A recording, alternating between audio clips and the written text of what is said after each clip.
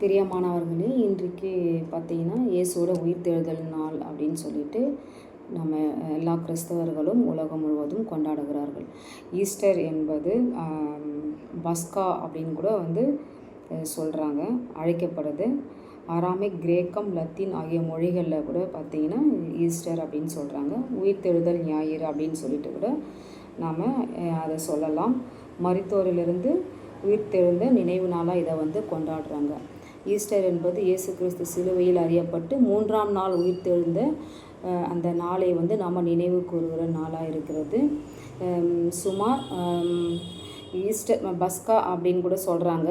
Easter பஸ்கா பௌர்ணமியை தொடர்ந்து வருமா, அந்த ஞாயிற்றுக்கிழமை அப்படின் போது பௌர்ணமி வரும் அப்படின்னு சொல்கிறாங்க. இயேசு கிறிஸ்து கிபி சுமார் 33ஆம் நூற்றாண்டில் அறையப்பட்டு அடக்கம் செய்யப்பட்டு 3ஆம் நாள் அவர் சாவிலிருந்து உயிர்த்தெழுந்த அந்த நாளை இன்று நாளாக குறிப்பிடுறாங்க. இதை பற்றி வேதத்தில் நம்ம வாசிக்கலாம். யோவான் 1ஆம் அதிகாரம்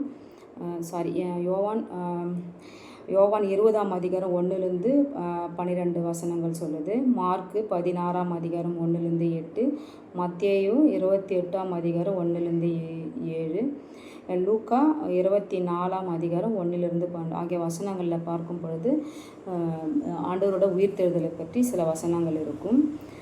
அந்த விடியற் காலத்தில் அந்த பெண்கள் சில பெண்கள் என்ன பண்ணாங்கன்னா, அவரோட உடலில் பூசுவதற்கான நறுமண பொருட்களை கொண்டு போகும்போது அந்த கல்லறையை மூடி வைத்திருந்த கல் புரட்டப்பட்டு அந்த கல்லறை வெறுமையாக இருக்கிறத கண்டு அவங்க என்ன பண்ணுறாங்க, ஆச்சரியப்பட்டு அவங்க சொல்கிறாங்க. அதனால் ஆண்டவர் இந்த இடத்துல இல்லை, நான் சொன்னபடியே நான் உயிர்த்தெழுந்தார் அப்படின்னு சொல்லிட்டு அவங்க என்ன பண்ணுறாங்க, அதை எல்லாருக்குமா போயிட்டு சந்தோஷமாக சொல்கிறாங்க. நாம் கூட இந்த நாளை நம்ம சாவை வென்ற இந்த வெற்றிகரமான நாளை தேவன் மறிக்கவில்லை, சதா காலங்களிலும் உயிரோடு இருக்கிறார்.